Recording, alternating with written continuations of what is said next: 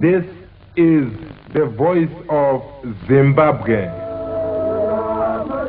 This is the voice of Zimbabwe, broadcasting on Radio Mozambique in Maputo. Pamberi nechimurenga, pamberi nehondo, pamberi neruzhinji rweZimbabwe, pasi neimperialism, pasi neneo-colonialism, pasi na Ian Smith, pasi na Ndabaningi Sitole, pasi na Abel Muzorewa, aluta continua.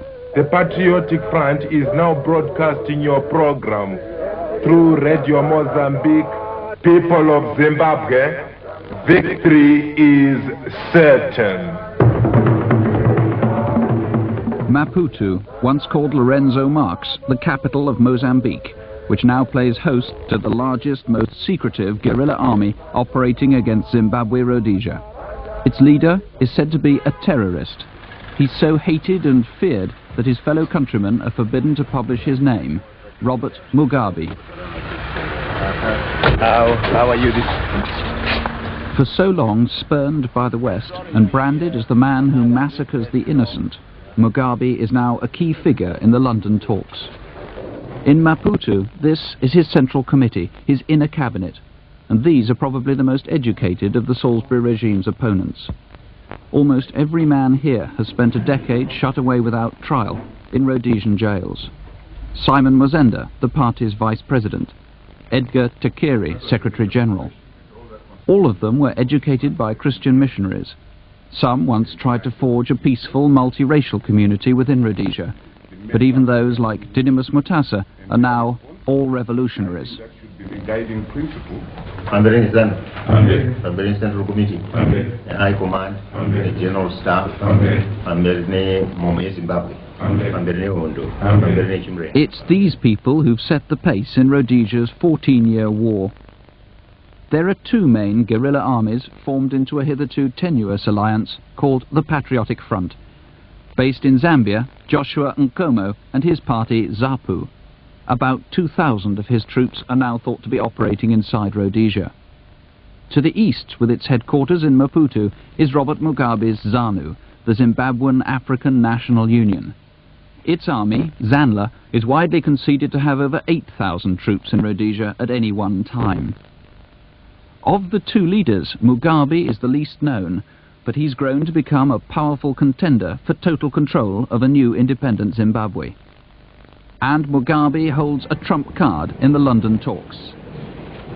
Since ZANU, even more than ZAPU, is still committed in the field to extending the war, ZANU's agreement is essential if the war is to be ended.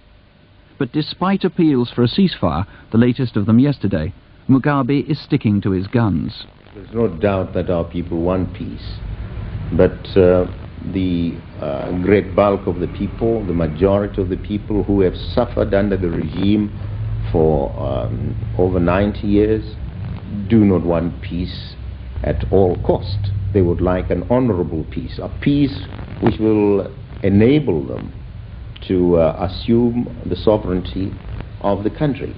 And if this is not forthcoming, I'm sure they will be prepared that we continue the war. Could there be a settlement which didn't put the Patriotic Front in power in Salisbury? No, what we are really negotiating is not a settlement that is just favorable to the Patriotic Front. It's a settlement favorable to anybody, any group whatsoever, which would like to participate in elections. The image of Mugabe presented by the British press has been consistently hostile. A survey conducted for this programme found that during 1978, the 16 major Fleet Street papers published 20,903 column inches on Rhodesia. But of all that they said, only 30% was found in the survey to be neutral or unbiased, despite a cautious system of classification which was designed to favour the newspapers. In fact, 50% of all column inches broadly reflected the views of white Rhodesians, and almost all the news came from Salisbury. Only 20% reported the views of the Patriotic Front. It's an imbalance that a former Rhodesian Prime Minister acknowledges, Garfield Todd. If there is an atrocity which is blamed on the guerrillas, the government will fly in people and let them see it. If the government shoots 60 innocent villagers or napalm a village, they don't fly in the journalists to let them see that. Ready, place the sights onto battle. Television and radio have the same problems. Vastly outnumbered by black Africans in their own country and jostled by hostile black African nations along most of her borders. The Salisbury regime has worked hard at gaining a favourable image.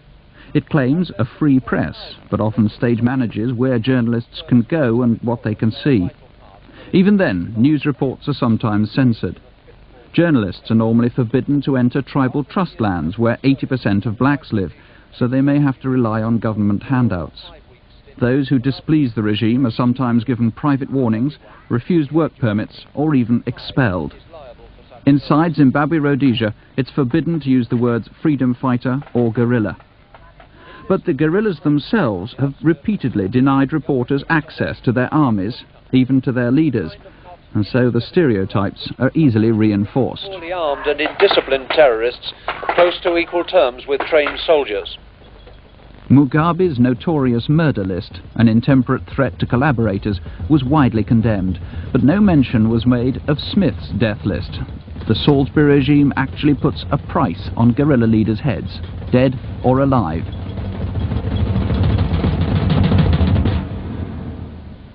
You know, Mr. Mugabe, there are many white Rhodesians, and there are many in Britain and the rest of the Western world too, who regard you as a thoroughly evil man. Mrs. Mugabe, how do you feel about that? I think it hurts to some extent.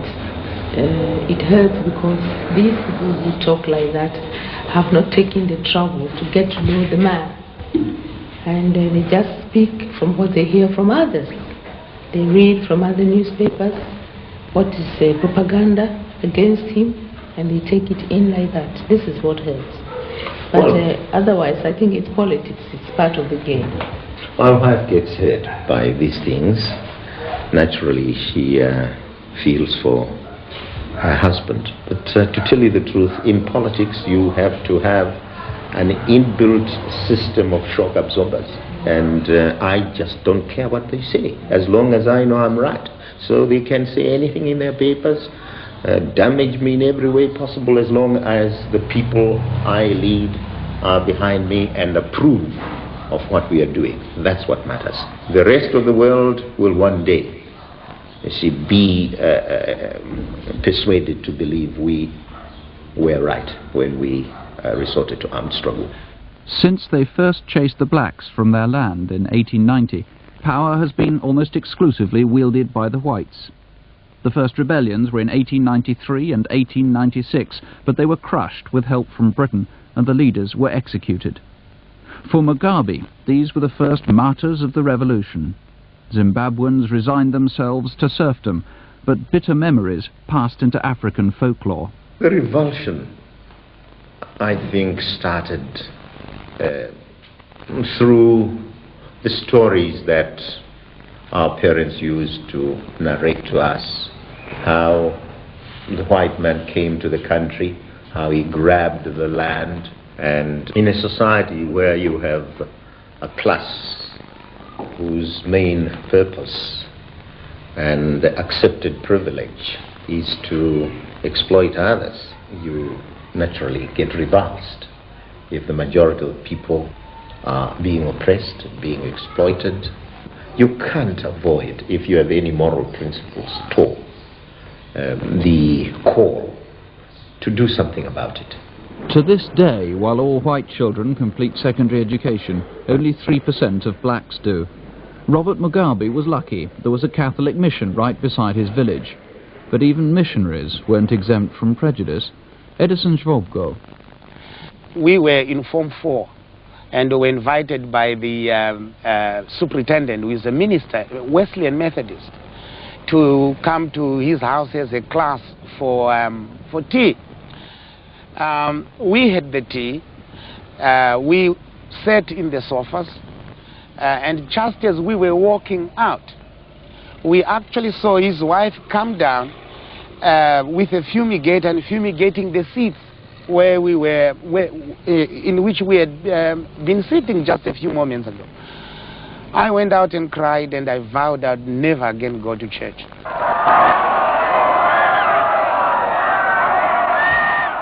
Back in the 50s and 60s, black political aspirations were modest. They wanted simple political rights. But even their demonstrations were banned. As frustration mounted, moderation turned to militancy. Passive resistance turned to civil disobedience, and the seeds were sown for a full-scale civil war. You cannot fight these grievances by pleading for their rectification. You can only do so by getting to the root cause of the problem. And that's the problem of power. But at that point, you were firmly committed to achieving power through the ballot box. Yes, through the ballot box, that's right. At what stage did you very first consider that it might be necessary, in your view, to use a gun? To use petrol bombs as far back as 1960, and we were the first to use them. But purely as a means of pressure, not really to try and destroy life, but to intimidate the authorities into conceding, as it were, to our wishes. Did it work? It didn't work. Then we had demonstrations and strikes. She participated in one of the best organized demonstrations in the country, the women's demonstration. Thousands of them were sent to prison in Salisbury, and thousands sent to prison in Bulawayo and Gwelo and Umtali in 1961. Then, in 1962, black opposition was banned. Overnight, the authorities turned ZAPU from a legitimate political party into an underground resistance. Hundreds were arrested and imprisoned without trial. Resentment began to burn more fiercely. In 1963, the more radical elements, most of them in prison, broke away from ZAPU to form ZANU. Prison became their campaign headquarters. The young Mugabe was to spend 11 years in detention, away from his wife and his only child. Then I had the little boy, and then he died. And, how did he die? He had malaria with convulsions, and we couldn't, save him. She sent a telegram to that effect through my sister, and we got the news. That was it. There was nothing you could do. It was a terrible event, but there was nothing you could do. I tried to get permission to go and bury my child, but it wasn't possible to get that permission. The authorities wouldn't allow. This is the Rhodesia Broadcasting Corporation. Then, in 1965, came UDI. Any chance of a peaceful transition to black government was destroyed, in the words of Ian Smith, for 1,000 years at least. I believe that we are a courageous people, and history has cast us in a heroic role. Britain lacked the will to put down this constitutional treason. The UN could only offer sympathy and sanctions, and the scene was set for guerrilla warfare. It must be a terrible responsibility to have to bear, to know that you were instrumental in starting a war. I mean, however just you feel a conflict to be. No. I didn't feel any conflict at all. I felt justified. There was the whole history of our having tried non-violent methods. They had failed completely. And neither the settler regime nor Britain heeded our cries. They just wouldn't move. They wouldn't yield an inch. And so we decided, without any qualms about it, that armed struggle would be the right thing. Have either of you personally ever carried a gun or fired a shot in anger? That's what Smith says about me, that I haven't fired a shot in anger. But I'm not a trained soldier such. I'm a revolutionary nevertheless. It's a revolution that's brought out that most conservative of emotions, plain, old-fashioned patriotism. Zimbabweans are always said to be a gentle people, but ZANU now claims to have 40 or 50,000 able-bodied personnel, and it's broadly accepted that they've up to 15,000 men and women at arms. ZANU's military commander, Josiah Tongagara, was the most feared and wanted man in Ian Smith's Rhodesia. He trained for a time in China, but had to learn the hard way how to fight a guerrilla war. We have learned a lot. In fact, I would rather say Smith is our great teacher. Smith is a great teacher? Yes, because all the attacks he has made on us has improved our tactics. So each attack next, we sit down, analyze it, make scientific analysis, and then we come out with some solution to it, and that is part of increasing our knowledge. But Tongagara's army has been accused of grotesque atrocities, massacring missionaries, butchering and intimidating blacks. ZANU blames Rhodesia's undercover troops, but neither side will admit to anything more serious than an occasional misdemeanor. These pictures are published by Zimbabwe Rhodesia's Information Ministry. If you have got an army of, say, about 40,000, 50,000, you are likely to find some people, mad people who may even commit some atrocities. But definitely this we are trying to stamp it out. And we have been trying that, and we have never had any official report of a group of ZANLA forces going to massacre the people. We are fighting a war which is a very difficult one, but in spite of the difficulties posed by the enemy, we take care not to make people unnecessarily suffer. But I quote from your own publication, Zimbabwe News, all land to the tillers, socialism now, you have to hit a racist settler in the groin and skull hard, very, very hard, before you can get him to scream those words. That's what we proposed, that's what we will continue to do till final victory. Let us never forget that only a dead imperialist is a good one. Now, is that the kind of language that's likely to make soldiers behave responsibly? It is only a dramatic way of saying we are waging a struggle to overthrow the settler system. It does not literally mean that we go all out to destroy the whites. No, we are fighting a just war aimed at the overthrow of the settler government, which is presently oppressing our people. You see, I wonder whether language like that might not incite young men to commit the most appalling acts within the conflict. No one is fighting an individual war. All our fighters are fighting collectively under a command that derives its authority from the Central Committee of the party. Inside Zimbabwe, the guerrillas say they've widespread support. This ZANU film was taken in what they call a liberated area, where they claim to have effectively set up their own administration, even to the extent of giving white farmers ZANU passes for safe conduct.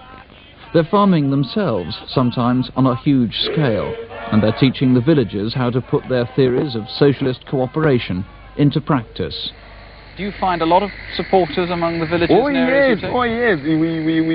When we open a new area, we don't just go and fight. First of all, we make a study, investigation among the masses. They tell us their national grievances, and those we exploit and use them. You explain to them why you have come to them, why you are fighting this war. They have to understand it, and they have to. Or you've also got to explain the difficulties which will come thereafter from the enemy, because the enemy is going to conduct some atrocities. So you've got to explain this to them, and you let them volunteer themselves and say, yeah, we are ready for that. We are prepared to face any difficulties in order to liberate our own country. This man knows from personal experience whether Tongagara and Mugabe are broadly telling the truth or not. Johannes Martens was kidnapped from his farm last year and spent 6 months in ZANU captivity. When he and another white were released, both praised the guerrillas, though in Britain only 2 national newspapers reported what they said. Now out of danger, and presumably to the bewilderment of most of his white compatriots, Mr. Martens still insists that the guerrillas did not live up to their terrorist image. First of all, I thought, well, this is it now, you know. This is where the end of my road will be, you know. This is where they're going to burn me alive. This is where they're going to really have the joy of, you know, cutting me up or doing, you know, I've read it, I've seen it, I heard it, read in the papers how these people will be tortured. I mean, it's not a secret. But in fact you were treated well. If I must be honest, then I cannot say otherwise. Never have they ever laid a hand on me. Were the villagers, did they appear to be sympathetic towards... My goodness me, what do you mean? I mean, how would you put it? I mean, here they are, the terrorists. Here they go and get these people together. They are rejoicing, to put it, you know, at the least. I mean, these people were shouting and laughing and happy, and they were actually rejoicing.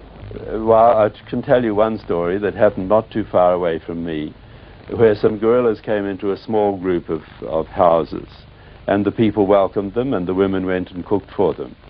There was a poor old sub-chief there whose job it is to report anything that's wrong. And if he didn't report this, he knew that he could be put into jail for 20 years, and now that we've got martial law in some areas, if he'd lived in one of those areas, he could be hanged. So he quietly took his bicycle and went off and reported it to the authorities, thinking that they would let him go back and perhaps send some soldiers back with him, but by that time the guerrillas would be away. However, they kept him at the center, and they sent out some soldiers dressed as guerrillas, who, when they entered the village, of course were received as true guerrillas would be received. But they opened up with their automatic weapons and killed 5 people, including 2 teenage girls, and went on their way.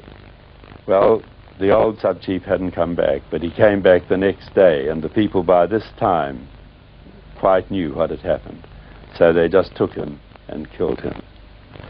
And this is one of the terrible things, the division of families, the enmities that are made, the whole tragic story, where there should have been an evolution. Now we're in a revolution.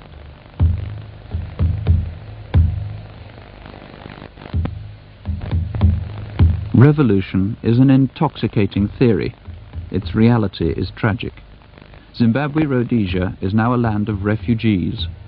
Not just a few thousand well-publicized whites, but well over 250,000 blacks have fled the country, and most of them have gone to Mozambique.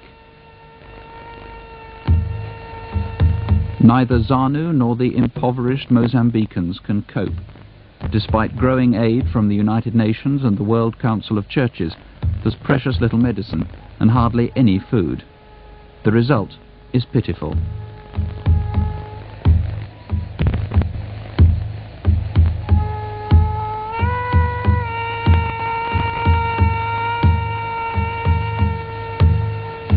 Many of these families have fled here simply to escape the fighting. Many more have made the dangerous journey to escape from the guarded corrals, which the Salisbury regime calls protected villages, but which some of the refugees describe as open prisons. But they're not always safe, even here. Just after dawn on the 23rd of November 1977, Rhodesian paratroops began an attack on 2 camps near Chimoio and Nyadzonia in Mozambique, described as terrorist bases. According to the UN, at one camp, there were no combatants, only refugees. Planes came in the morning and carried out such massacres, dropped paratroopers, who then as ground force ringed these 2 camps. And as these youngsters started running in all directions, they were bayoneted. I'll never forget the sight of the little kids at the school where the bombs were dropped with their pencils and paper outside, and the little bodies scattered everywhere. It was so brutish, it was incredible. They killed the sick, dragging them from ambulances and beheading them. You see, to this day, we have not attacked one white school in the country. Not because those kids are defended. We have not attacked one white hospital in the country, when we are absolutely certain everyone sick in there is white. Princess Margaret Hospital, we could hit it tomorrow. We said no, it's barbaric, it doesn't belong to the 20th century, that's not the way you fight a war. If 400 children were killed in London or in New York, it would be a story never to forget. It would be everywhere. But no, it wasn't given any publicity at all abroad. It was just, you know, maybe because it's black kids. It may be it's black women. Can your enemies today become your friends, your allies, your fellow countrymen tomorrow, or will there be a period of revenge and recrimination? This question has been asked before, and I think what people would want to know is whether those who have committed genocide and massacres will become our friends tomorrow. I don't know what the Allies would have answered if a similar question had been asked in 1945, 1946, whether Hitler and Mussolini would become the allies of Churchill and Roosevelt. Our answer is that those who are architects of this genocide and massacres surely must, on the basis of moral and legal principles, be brought to trial. But this does not mean that the followers, the ordinary person, must be tried. Those who have hatched the plan, the treason, as a result of which massacres of all kinds have been perpetrated against our people and against the people of Mozambique, people of Zambia, Angola and Botswana, surely must be brought to book for their crimes. Would that include Bishop Muzorewa? Bishop Muzorewa is a mere puppet, an unwitting puppet for that matter. And just now he claims he has power, but we know he hasn't got that power. We have appealed to him to reverse his stand and correct the stance he has adopted so far. So he could remain free as a Democrat in opposition to you? Sure, he could, as long as he's prepared not to continue, you see, upholding the evil system there is. I suppose this conference gives him a chance to say his repentance and ask for forgiveness of his sins. The Rhodesians claim to have killed well over 10,000 terrorists in this war. It's hard to tell how many were innocent civilians, but there's no doubt ZANU combatants have suffered badly too. You stepped on a mine? Yes. And what happened to you? Because I lost my leg. I just felt disappointed, but then after that I knew the war was going to continue, and I knew that was going to make Zimbabwe free. Because in a fight you've got to die and you're going to be injured. Are you still pleased that you joined ZANU? Oh. ZANU is the only party, you see, which I found to be the only party that can fight imperialism until to the end. ZANU's headquarters in Maputo. A parcel bomb sent here through the post. The bomb blew up the door that side and cracked the wall right out to the other end. What happened to them? He died within a few moments of reaching hospital. His entire leg, the intestines and the chest all cracked up. And 4 other young comrades were injured. Hello, yes, this is ZANU headquarters. ZANU is run rather inefficiently by unpaid volunteers on a shoestring budget from what's little more than a council flat in a residential block. From here, not only is the war directed, but plans are being made for a future Mugabe government. The dominant ideological influence is clearly Chinese, but ZANU insists it's completely non-aligned. In fact, much of its literature is Western, some of it critical of orthodox socialist systems. A good deal of ZANU's financial backing comes from the West as well, and many of its personnel are undergoing civilian training in the West. ZANU depends on handouts, so there are frequent fundraising tours to America and Europe. We gather that Christian Aid in Britain is going to allow us £20,000. We got promises from Oxfam. War on One's promise to give educational and medical help as in the past. The government, how is that? Did you check with them? Yes, we did. We had a meeting at the Foreign Office with the Foreign Office officials. Did we get anything? Sadly, no. Yeah.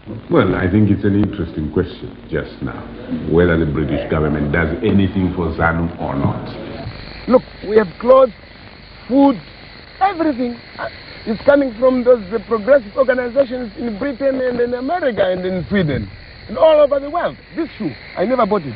ZANU never bought it. Never paid a penny out of it. This is, I think, from Sweden. If I didn't have it, how would I walk? Would I fight? I wouldn't fight. So the man who is fighting in Zimbabwe more than a Zimbabwean is the one who contributed to this shoe. I'm able to plan because I'm putting on a jacket and on a trousers. And who is giving me this? The people in Britain, the people in America. But what about the whites inside Rhodesia? Have you done anything to give them any confidence in ZANU or in their own futures come to that? You know, this is the problem which is really facing us at the moment. And we have always appealed to all our friends, all our allies who would like to see this armed struggle succeed, to really transmit the message to those people inside the country, whites. They must understand what we are fighting for and what we stand for. But it's what the guerrillas stand for that frightens the whites quite as much as the fear of being killed. They feel their prosperity is threatened by a doctrinaire Marxist dictatorship. What would things be like in terms of ownership of cars, of all the other sophisticated bits of equipment that many Rhodesians, black and white, already do have? Or are they going to all be part of this collective enterprise? Can you ask your next question, and perhaps the next, around the area of socialism? Okay, how do you envisage that socialism would change the lives of the majority of people in Zimbabwe? Your next question after that? Well, that would depend partly on the answer to these. Right, okay. Now, you seem to dwell a lot on this question of socialism. Now, what you are trying to say to me, or what you're trying to suggest to me, what has been suggested to us over and over again, is that this idea of socialism will not work. In other words, we are being persuaded to get stuck with capitalism. During the 1920s, the 1930s, our fathers, our forefathers, worked like slaves, getting paid almost nothing to build the economic infrastructure. Now, is it not common sense that when we fight to liberate the country and want to introduce a new system, we should look for a system which is different from capitalism? There is an expression in England, don't throw the baby out with the bathwater. And I wonder if you look around Europe or Africa, whether you really believe that it's the socialist countries that are more efficient and happier. I'm absolutely convinced that I would be happier in a socialist country. I've recently been to the United States, the show of capitalism there, the way it plays on your mind, even on television, when you ought to get more acquainted about the things that matter around the world. No, I shouldn't like to live under such a system. How can you be certain that whatever government you set up won't eventually become oppressive, won't be the sort of society where people are frightened of speaking out, frightened of doing anything without looking over their shoulder? We do not want to create a socio-legal order in the country in which people are petrified, in which people go to bed having barricaded their doors and their windows because someone belonging to the special branch of the police will break into their houses. This is what we've been fighting against. Every one of us has been in jail 10 years, 14 years. I myself 9 without trial. Every one of us has had to live scared of the police. How on earth could we create a society which is exactly like that? We don't want it. We are fed up of it. And this is why we are in this revolution for as long as is necessary to abolish this system. How do you see the future Zimbabwe should ZANU come to power? What would it mean for the ordinary small trader, the farmer, businessman? We will obviously collectivize the national pillars of the economy. I mean mining, for example, railways, air rhodesia, the finance houses. Those top occupations which have national repercussions. But the government, From our point of view, the government has no business selling matches or Coca-Cola, for example, to people. The government has no business in running a dry cleaning shop, for example.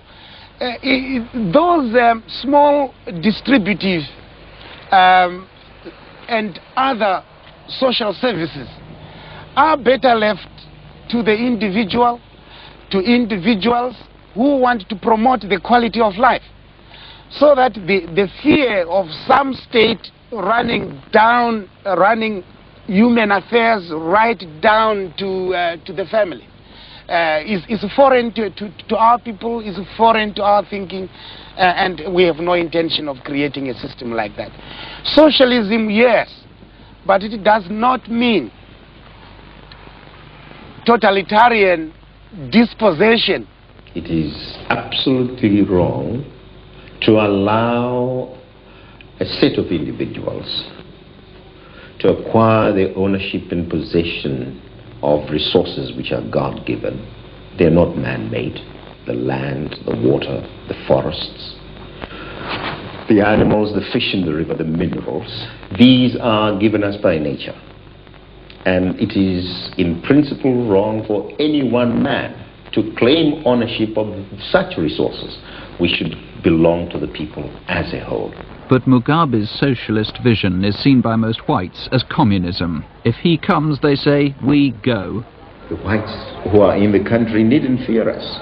If they are prepared to adjust, they will be regarded on the same basis as everybody else. But would the whites be left with any sort of vestige of the standards of living to which they've been accustomed in the past?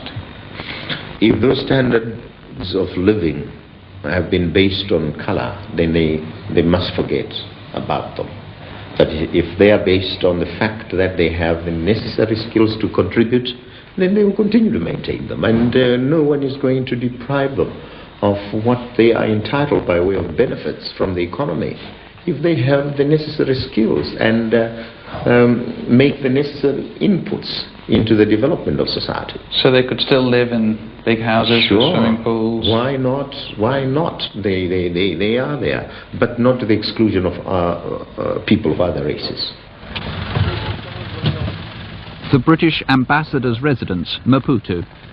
Zimbabweans have a love-hate relationship with Britain. They were born British, educated in British ways, and feel betrayed by Britain. The communist world has provided more consistent friends. That's an irony that isn't lost on ZANU. For by fighting the Salisbury regime, they're in one sense fighting for Britain, fighting to put down a rebellion against the British Crown. But still the British groped towards a compromise. This was the last attempt to set up a peace conference by Mr. Callaghan's advisor, Cledwyn Hughes.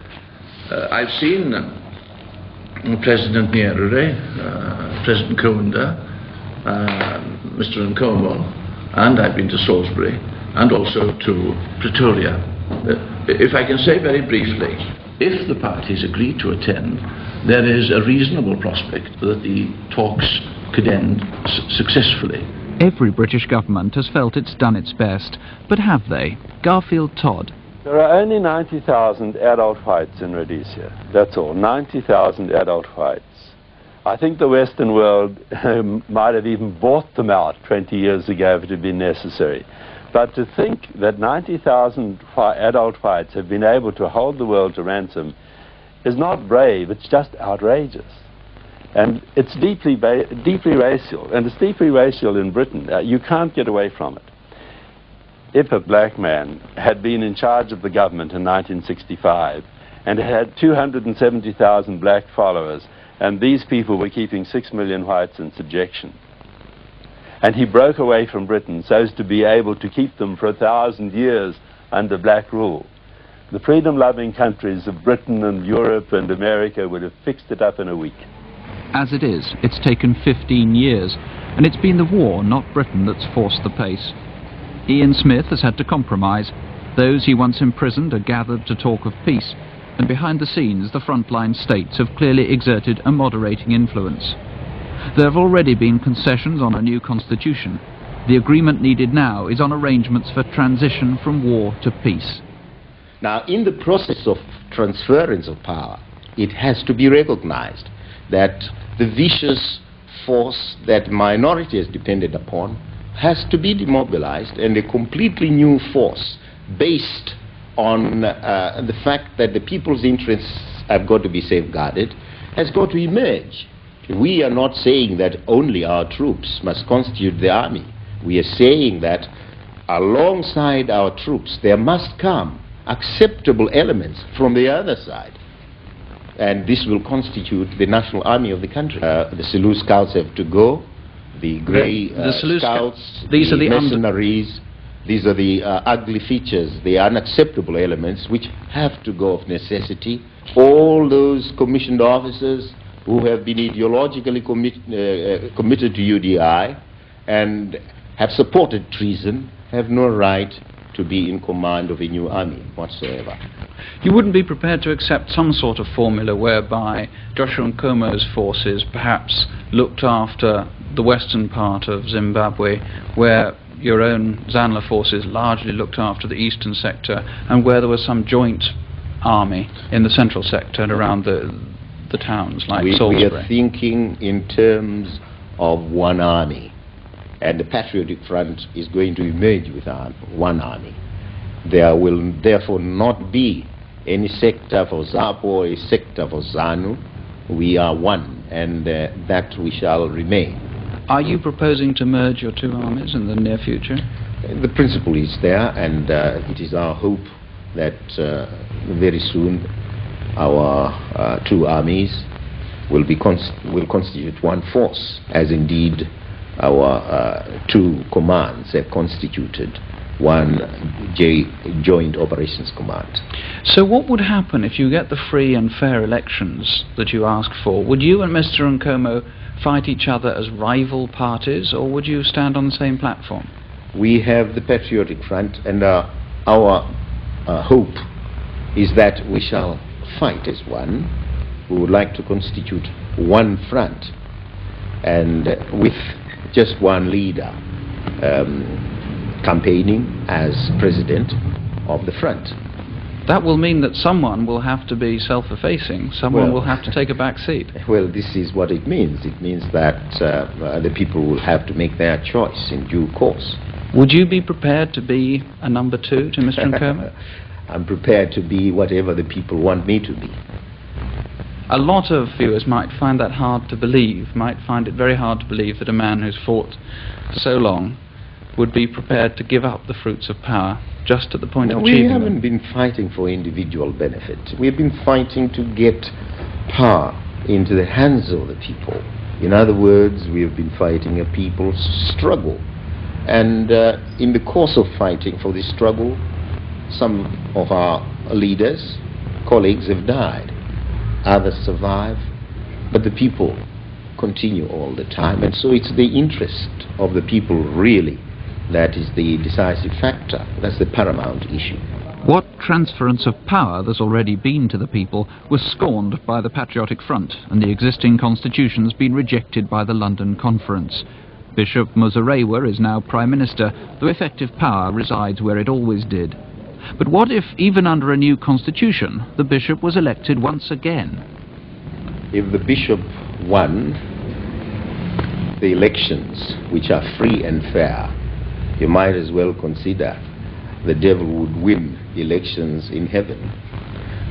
We do not ever envisage a situation where the bishop could win elections which are free and fair. That can never happen.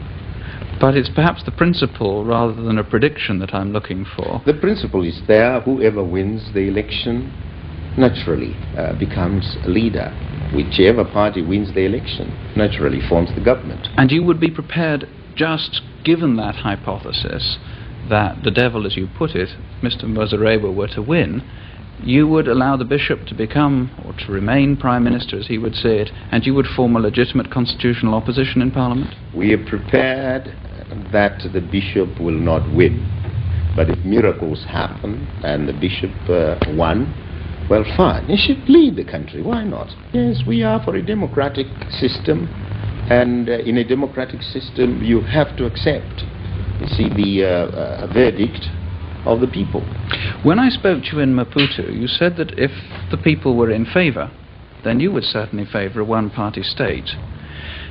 Now, how would you feel if Bishop Muzorewa were to declare a one-party state, having won an election? Once again, if that is the verdict of the people, the decision by which we must abide. And where would that leave you and ZANU supporters? Imagine a situation where ZANU and ZAPU can lose. I think together we constitute the most formidable front of all the groups inside the country. Any possibility of our being defeated in any elections. What some of us are fighting for is to see that this oppressive system is crushed. We don't care whether, I don't even care whether I would be part of the top echelon in the room. I'm not worried, but I'm dying to see a change that, you know, in the system. That's all. That's all. I would like to see the young people enjoying together, black, white, enjoying together in a new Zimbabwe. That's all. Much will depend not just on what constitution is agreed in London. The British government is biased in favour of the internal regime. Are you then distrustful of Lord Carrington as Foreign Secretary and Mrs Thatcher, the Prime Minister? No, I'm not, but they have a political stand which favours the internal regime, and they as individuals are probably free of bias. Conservatives are obviously in favour of the regime, the present internal regime continuing, and hence the attempt to lift sanctions. Are you that this conference will succeed, that there is an end to the war in sight? And if we continue as we have started, the possibility of reaching a settlement is there, but we hope the sincerity with which Lord Carrington has so far handled issues and listened to our own criticisms and observations will help the conference to conclude a peace agreement.